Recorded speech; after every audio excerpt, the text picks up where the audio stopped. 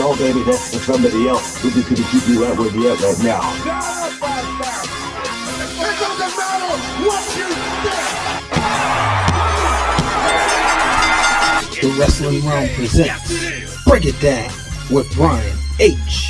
Hello, ladies and gentlemen. Welcome to this edition of Break It Down with Brian H. This will not be your traditional episode, as this is the first of what I'm looking to do many interviews up for the year 2019. Had an opportunity to catch up with the former MCW Women's Champion, the second ever Women's Champion of MCW, one of my good friends in the business, Amber Rodriguez. So we had an opportunity to just talk about what she's been up to since she hasn't been wrestling. So that's all I'm going to give you. Ladies and gentlemen, get ready. Here's the interview with Amber Rodriguez. As promised, ladies and gentlemen, I have a very special guest on the line today, one of my best friends in the world of professional wrestling since day one when I first got involved in this business in the early days of the wrestling realm. She's been here before and now she's back. Ladies and gentlemen, please welcome the second ever MCW Women's Champion, the one, the only Amber Rodriguez. What's up, Amber? Hey, what's going on? So, it's a lot of people out there that's really excited because we haven't heard from you in a while. Of course I have, we're good friends, but, some of the other people, they haven't been as privileged. So, what you been up to? Or what would you like to share that you've been up to? Man, so much has gone on for the past, has it been like 3 years? It doesn't even feel like 3 years. Like, that's the craziest part. Like, I know I've been off the grid, but, so I left wrestling and I joined the military. I joined the Coast Guard. I'm active duty Coast Guard now, which is where I met my husband, had a baby. So a lot has been going on. Wow. But I'm happy. I mean, I'm in a good place in my life. It's just so weird in retrospect. I never saw myself sitting here, but I'm blessed. I mean, I can't complain. Yeah, I can imagine. So, do you miss the business? I do and I don't. Okay. It's a conflicting feeling. Like, I miss the ring. I miss being in the ring. I miss working shows. I don't miss certain aspects that come with the business. Mm-hmm. Like, the backstage drama, the politics. Everybody's getting exposed now, and it's just, I don't know, just certain things I really don't want to go back to. Yeah, well, you said getting exposed, so I'm going to go there. Here at the Wrestling Realm and Break It Down with Brian H. We keep it real. There's a guy, James Ellsworth, just put it out there. People probably wouldn't expect us to go, but let's go. He's, he was in the WWE, and all of a sudden he became everybody's favorite wrestler, where at one point in time, people didn't really care for him. But, there's been some recent things that came out about him. Have you had any issues with him in the past? Oh, boy. I met Jimmy. I call him Jimmy. I met Jimmy when I was 15 years old. I started wrestling when I was 15 years old. That's when I started training in Baltimore. Mm-hmm. And I met him, and I remember on several occasions being hit on. Oh, that's not cool. Like, openly, too. Not, like, it wasn't even a secretive thing. I remember feeling uncomfortable when I would be flirted with. But I mean, that's pretty, like, we weren't like BFFs or anything. You know what I mean? Like, I would just see him at shows and, like, in passing, but it would always be that. It would always be some type of line, you know what I mean? Mm-hmm. Well, I think it's unfortunate that if this was clearly happening, that there was, people just kind of thought it was funny and kept brushing it off, Yeah. And it's sad because it's like, now, people, like I said, people are getting exposed. I guess he got outed by an underage girl, and it's like, everyone's like, oh, I didn't know he was capable of that. I'm like, really? You didn't know? Like, like I shake my head at it. But for me, it's a little bit different because it's something that I had witnessed, and so I wasn't surprised at all. But good on the girl for putting it out there. Good on her. And I hope more people come out and speak up because it's not right and it's not okay, and it's not just him either. Yeah, I mean, right now the hot topic is the R. Kelly video. Yeah. That the documentary that just aired on Netflix, and we hear a lot of people, talking about that, and it just sucks that in the entertainment business this is unfortunately common, but it's good that we start. I don't like to call it the Me Too movement because I feel like movements end. You know what I mean? And after movements end, it's just like, okay, now we move on to something else. No, this is stuff that should have been exposed years and years ago. Now it is. Let's move on and let's continue to, as men, as myself, it starts with, people like me. We have to ally ourselves with women. Yeah.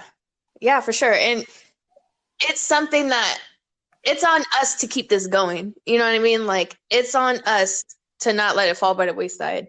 Mm-hmm. And I seen the R. Kelly documentary. I actually finished it today, and I was like down the YouTube rabbit hole looking at videos and stuff like that because, like, I personally identify with these girls. Like I was a 15-year-old girl, in a business with a lot of grown-ass men. I'm sorry, can I say ass? You're good. Okay.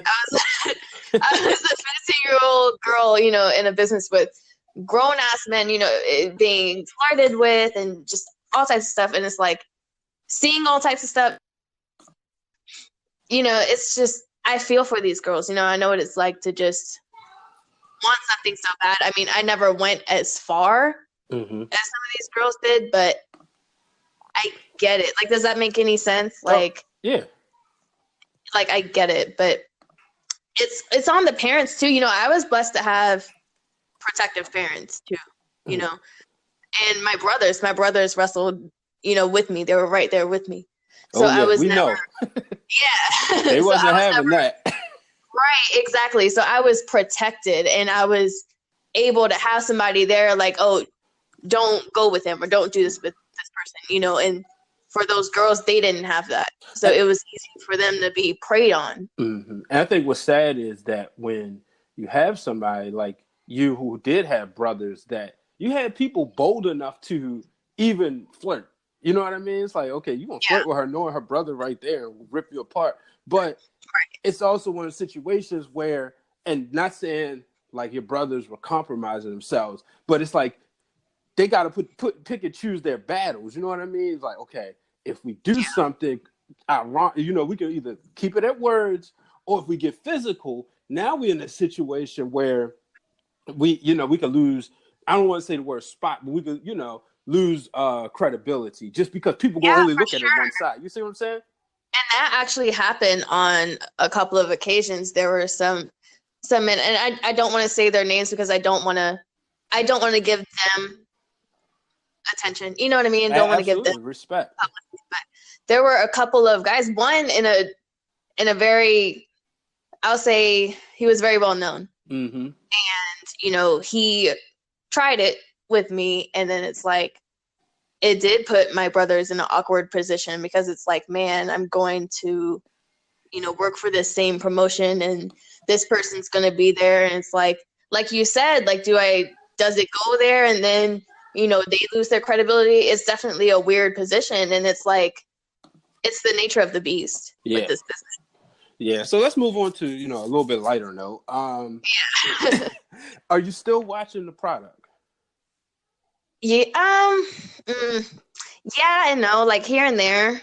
Like I watch it, but I don't watch it as religiously as I used to. Like I'm not as invested in it now. Like I can't tell you the last time I watched Raw. I think it was like a month ago. You know what I mean? Yeah. Now, is it because of busy work schedule, or is it because getting away from wrestling period kind of wants you to stay away from all of it, or is it a mix? All of the above. Yeah, it's definitely both. I work like crazy. I work long hours. Sometimes I'm even overseas. So it's a lot. And then on top of just me having walked away, and it's like when I do watch it, it's like a weird feeling. It's like, man, did I walk away too soon? You know, should I go back and try again? Because the worst thing about leaving is like you have that what if feeling in the back of your mind with everything you do. It's like, man, what would have happened if I had stuck it out? Right. You know what I mean? Well, wow, we must be on the same wavelength today, because I was just getting ready to say, you asked, did you walk? Sometimes you say, did you walk away too soon? And Yeah. while I'm 100% happy for you, obviously seeing how your life has turned out wonderful. You know, you have a wonderful husband, a wonderful baby. But I'm sitting here wondering, at the same time, you know, in a perfect world, you could have all of that. I see the Mae Young Classic make its debut in 2017, right? Yeah. I see girls like Renee Michelle. I see Jesse K as one of the referees. Of course, Brian H. Waters is sitting there thinking, wow, in 2013, I saw the three of y'all in the ring together. And I'm just thinking, man, what if Amber was there? And I gotta ask you, did you get those thoughts, especially when you see how far women's wrestling has become? I did. But first of all, I want to say I'm so happy for Jessie. Like, I'm beyond elated for her. Like, just so happy for her. She's so deserving of that. But yeah, like, that was something that I thought about, like, man, like, and that's actually when the thought started. Like, what would have happened if I, you know, had stuck around? But then, you know, it's at that time when I did walk away after I had the feud with Mickey at MCW, and then I had my last match with her. I was blessed to even, you know, share a ring with her, but I was just mentally, I was just in a bad place at that time, you know, and it's like I was just getting burnt out. So, you know, so how does your husband feel when you talk about a possible comeback? he supports any and everything that I do. He just, I don't know, he just wouldn't want me to get hurt, but I'm like, that's kind of part of it, you know, and he doesn't get that. But for the most part, he's very supportive, and he's seen like my old matches and my old interviews and stuff like that. Mm-hmm. And yeah, man, he would love to see me back in it, you know, and he agrees with me when I say, like, man, I wonder what would have happened. And he's like, if you really want to give it another shot, then definitely do it. But if you feel like, you know, what happened is what was meant to happen, then, you know, just stick with that, you know. So, yeah, and definitely. So I'm sitting here and, you know, we're talking, I'm thinking about Shane McMahon, right? So you remember Shane McMahon left WWE for almost, a decade? And it maybe wasn't a full decade, but he left for a while. And he said, you know, Undertaker and his dad called him, and part of the reason why he came back for WrestleMania 32 was because he wanted to see his kids see him have that WrestleMania moment. Is there a part of you that want to wait maybe and then have your daughter be able to see you get in the ring? I've thought about that. Yeah. I would like to, if I do like decide full-fledged, all right, you know what, this is what I'm doing, I'm getting back in the ring, that's it, no ifs, ands, or buts about it. Because right now I'm kind of on the fence, but if I did like make that decision and, you know, just fully commit to it, part of the reason would be so she can see, like, hey, like, when you walk away from something, you're not a quitter. You know, if you choose to focus on other goals and dreams and then pick it back up, you can do that and you can still be successful. So I would want to show her that for sure. Yeah, well, definitely. And, you know, nobody in their right mind should be able to call you a quitter, because clearly you had success in the business. You know, and then you went on and saw something else you were passionate about and went and did that. And I mean, you're out here serving our country, which one of the things that, you know, I'm grateful for, you know, and that's the thing. So it's like, you know, I just think it's pretty awesome that we get to see how far, you know, you go from one and you achieve one dream and now doing something else that's equally, you know, obviously more important, you know, and most importantly, you know, you being a great mom and wife. Yeah. have you been like keeping up with the independents? Is there anybody on your radar that you see that you would like or love to work with? This is gonna sound shady, but not really. Okay. Not really. I mean, I always loved Nyla, but I've worked with her a million times. Like, that's my sister. Shout out to her and Sammy Pandora. Right. But as far as like fresh faces, like new people, I haven't really seen anyone. Okay. Yeah. So what's That sounds really shady. no, it don't. I mean, it is what it is.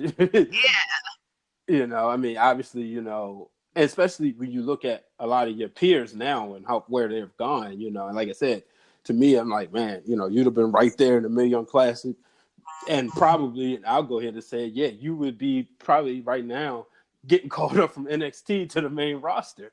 Oh, thank you. And I mean, you've seen some of your peers get called up. You've seen some of them get kicked out. But I'm gonna go ahead and start wrapping this up. But is there anything any special words or words of inspiration you have for the fans, or anything you want people to know?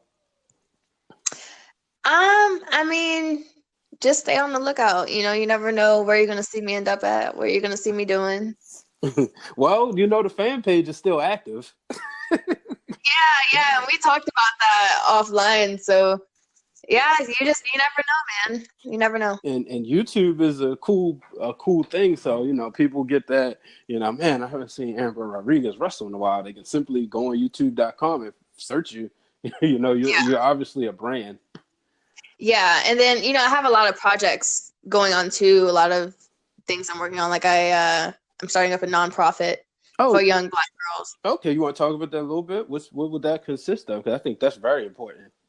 Yeah, so I mean, we got to look out for our young queens, especially like you said with this whole Me Too era, and we have to look out for our girls. I mean, Black girls matter. They really do. Absolutely. And that was the biggest thing I took from that whole, R. Kelly documentary that that we were talking about. Like, we're just so brushed off, and it's time for that to change. So I'm taking it upon myself with my partner to open up this nonprofit as a mentorship program, giving girls resources, mentors that they, have at their disposal, older women that they can go to with anything, and, a judgment-free zone, a safe space for them. So that's something I'm really excited about. All right. Well, definitely keep us posted. You know me. You say when they launch it, I'm gonna be ready to share it and let people know about it and get the word out there. Yeah, for sure. Gotta get all this legal stuff worked out first, though. Oh, so that means it's legit. So obviously, I knew that, but just go to show people it's not a game. Right. So all right. Well, I'm gonna go ahead and let you get back to being a mom and a wife. I appreciate your time. Appreciate you coming on to talk to us. And, like I said, the fans miss you. So it's a great treat for them. Yeah. But thank you so much, man. I appreciate it. I appreciate your time as well. And this was good. It was good to talk about the stuff again. Awesome. Well, folks, that's Amber Rodriguez. We'll be back after this. All right, so as you heard, that was Amber. It was great to talk to her, and keep an eye out. Who knows? Maybe we'll see her in the future. If you are a wrestler, we would love to be on the show. DM me at Brian H. Waters or DM us at Wrestling Wrealm. Make sure you are subscribed to the podcast. Make sure you have subscribed to us on iTunes, Google Play, Spotify. You name it, we're there. If you're on Anchor, we're on there too. Make sure you hit the subscribe button. Make sure you also are subscribed to the YouTube channel. That is the home base for the Wrestling Wrealm. As I said, 2019 will be a huge year, and as you can see with this week, you're getting a lot of content. So, until the next time, folks, I'm Brian H. Waters. So long, everybody.